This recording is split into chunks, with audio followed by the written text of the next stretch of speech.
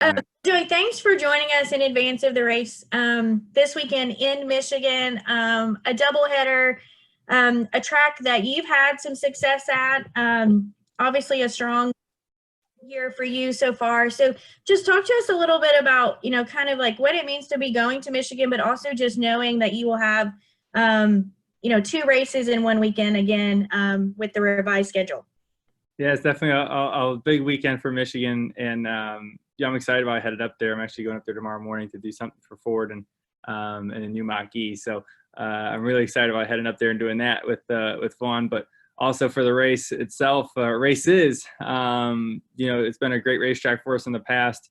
Track where just seems to kind of fit my style and what I look to do on a racetrack, and looking forward to seeing what setups Paul can come up with and what we'll have here for these two races. So, when I look at the Team Penske cars, they were all pretty good there last year. The Fords in general were really good. You look at what the Stewart-Haas cars were able to do at the end of the race. So, yeah, I feel pretty confident in it. I feel like we've been making some good progress here over the last few weeks on getting some speed back in our cars to where we can run in the top 5 again consistently. Just looking for smooth races at this point, and those wins will start coming again. So it seems like we're getting back on track right at the right time to head into the playoffs. So looking for a strong weekend here with a couple of races, and hopefully we can come out of there with a couple of trophies and keep that heritage trophy. That's also a cool one it goes with the manufacturer. I know Edsel has brought this one up to me quite a few times about how much he wants that in the old headquarters there in Detroit, so in Dearborn. So want to make sure we can bring that back. All right, we will now go to questions for Joey. If you have one, a friendly reminder, you may use the raise your hand option within the Zoom platform or send us a chat and we'll be monitoring that as well. We are going to start with questions and take our first question from Bob Hawkers. Bob, go ahead. Yeah, Joey, a lot of chatter about potentially using the choose rule for the rest of the year at most races. I'm curious what your thoughts are if NASCAR decides to go ahead and do that. Finally. that would be my answer to that. I've been looking for this for years. I've brought it up in meetings for years, and to see it kind of come into action at Bristol is something that is, I thought went really smooth. Was kind of exciting and interesting to see the decisions that the drivers made, and it was different every time. And if you do that at Bristol, what's it look like at Michigan? What's it look like at a road course? Here's one we really don't know, right? Like there's a lot of, questions that kind of come along with that on what it is. And there might be some races that looks identical to what it is right now where, third's on the inside, fourth is on the outside. That can happen. It might be every other, but I think every now and again, there might be 2 or 3 cars lined up in one row and, sitting one with you have the opportunity to move up 2 or 3 rows. So it definitely adds another piece to the strategy. And even more importantly, it has everyone not doing the whole stopping at the end of pit road, letting a car go by, because for one, it's not safe to stop at the end of pit road for anyone jumping over the wall and having cars swerve like that. But 2, that's not racing. The goal should be to be in front of whatever car is in front of you, not let one go, at the end of pit road so you can have the outside lane or the inside lane. That's backwards. You don't want to do that. So, we can get past that. And every time we tried to count cars like that, someone would have a penalty anyway. So it never worked for me. It always let one go, and then the car in front of you's got an uncontrolled or a speeding penalty, and you're like, come on. So it gets rid of all that. That's nice. And since I'm in a speculation mood, there's some talk too about they're not going to draw for starting lineup going forward, that there'll be a mix of points and how you finish and fastest laps. Are you good with that as well? I am. Yeah, it makes sense. It's maybe a little bit more confusing than what I would have gone with. It's if they end up going with the process that has been talked about here. Just for the race fans, I feel like it's confusing. But outside of that, it's fair. So I guess that's all that matters, right? And it's fair, and I'm sure that's probably what the fans care about the most. If we can all of us competitors can agree that it's a fair way to set the lineup, I don't think any fans really going to care how it happened, as long as we all feel like, you earned your starting position, just like we used to, right? We used to earn your starting position by qualifying. Well, now you're going to earn your starting position by, 3 different ways, whether it's lap time or finishing, points, position, those type of things. So you earned every one of those spots. So although it's confusing, it's fair. Thank you. Okay, we're going to take our next question from Jordan Bianchi. Jordan, go ahead. Thanks, Joey, for your time. Joey, you've been a fan of midweek races before they happened. I'm curious now that we've kind of gone through it, what your thoughts on it are. Are you still in favor of it? And what do you think the reaction has been?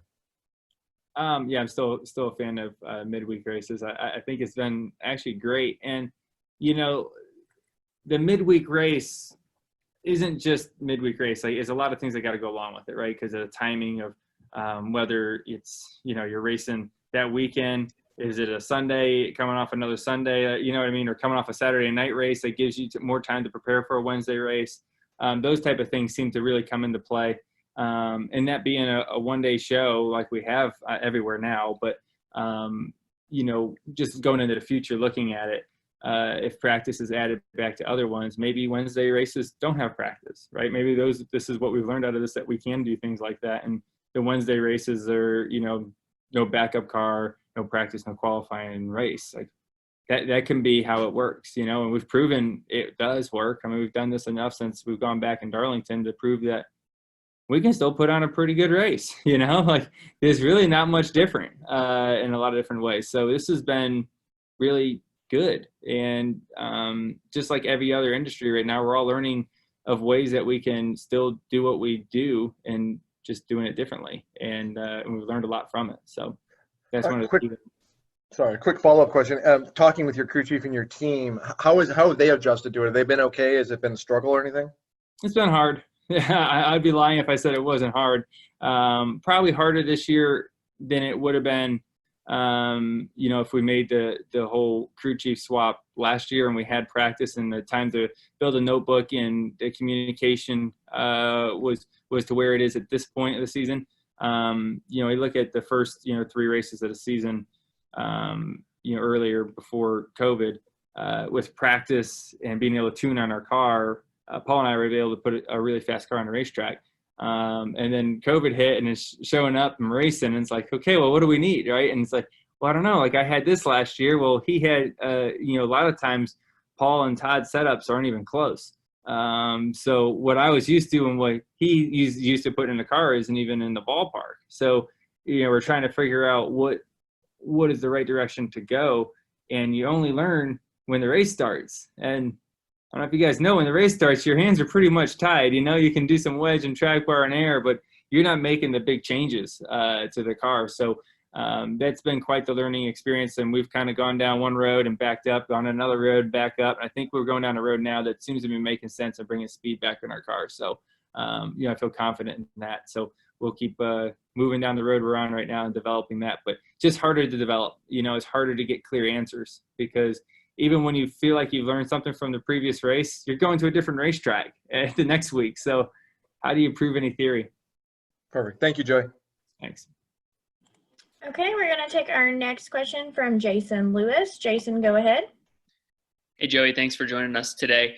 Obviously, you've done well at Michigan in the past, and getting a doubleheader this weekend, that must be exciting for you in the first place. How excited are you for that? And then also, what did you learn from the doubleheader earlier in Pocono that maybe you could use this weekend at MIS? Yeah, I mean, there's, I don't know if there's a whole bunch from Pocono that you take from it. That, I mean, is at least from a driver's perspective, it's pretty simple. You go up there and you try to win each one of them, right? That's the strategy. There may be some drivers that are a little bit more conservative the first one to make sure that you finish in the top 20. We kind of had a double negative in Pocono where, you have shorter races or running good and we blow a left front tire with 5 to go and you finish 30 something. Well, shoot, now I got to start 30 something the next day with a backup car, that's a double shot in the foot. So there might be a little bit more to just making sure you have at least a solid day the first one so you can use your car again, you can tune on it, you're not scrambling trying to put another car together.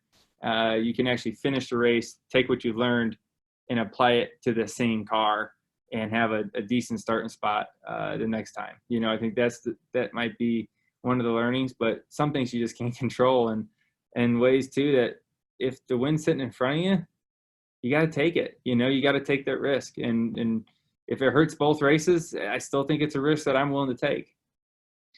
And then we talked to Brad Keselowski earlier, and he said, obviously he won last week on your home track. You've done well on his. He asked, he was joking that, maybe you could give him one this weekend. What are your thoughts on that? What's that conversation like? Well, I can't give him one because he didn't give me one last week. So that wouldn't be fair. I mean, I got to teach him the rules of how this works. So my racetrack was first. But it's funny. We actually texted back and forth after we won last week. I'm like, geez, can't we just switch home tracks here where we're both, Loudon's probably his best racetrack. Michigan, by the stats, is probably my best racetrack. So it's kind of funny how that's worked out. But, hey, the good news is both of us can win races at racetracks. And that's, been able to get a couple wins at Loudon. But I would trade quite a few wins at about any other racetrack to win at Loudon.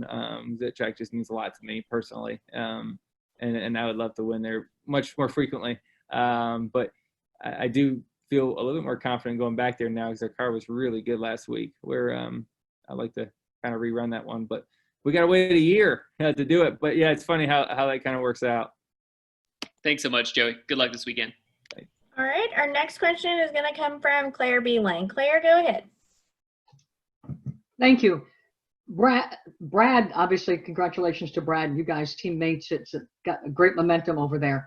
But talk about the characteristics of Michigan. You've had 3 wins at Michigan, so you could describe as well as anybody. What do you feel when you roll off of the green at the start of the race, having not had practice at Michigan, having won there before?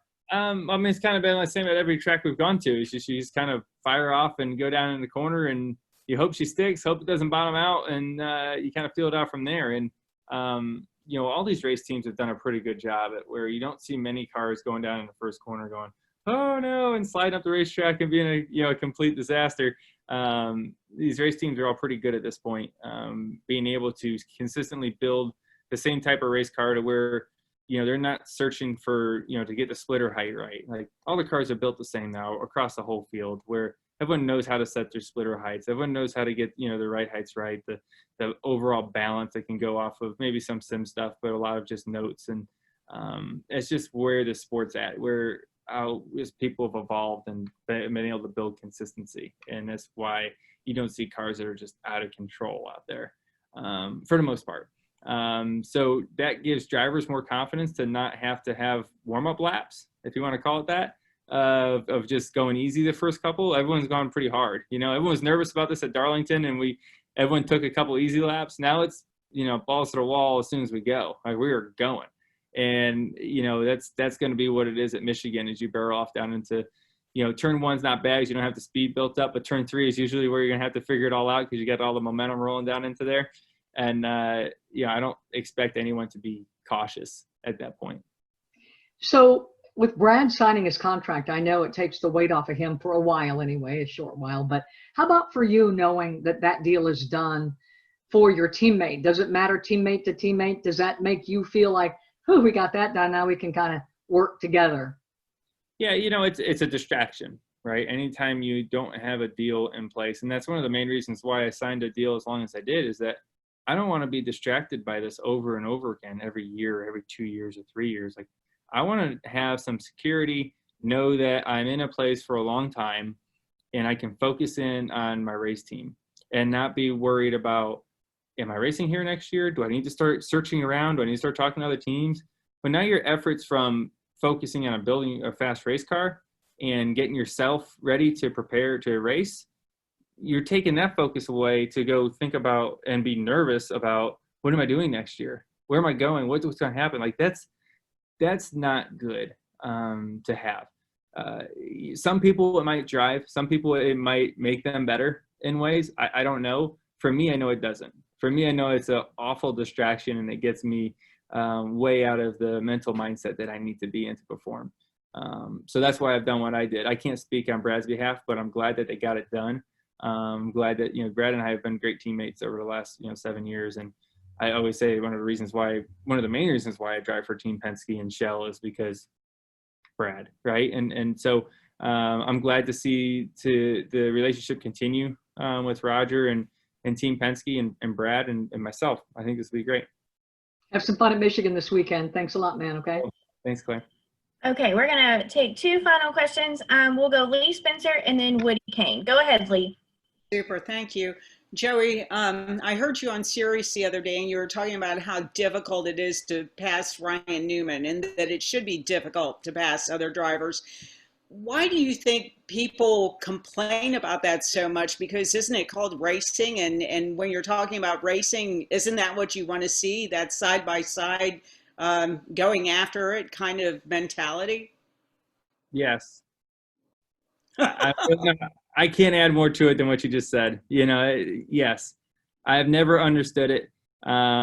There's a difference between racing hard and, trying to, maintain, whether you're trying to stay on a lead lap or trying to hold off a certain position towards the end of a stage.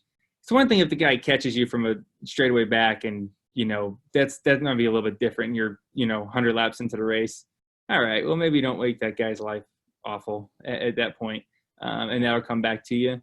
But there's other cases that it's a race. Like, what do you want? It's not the highway. We're not letting people go.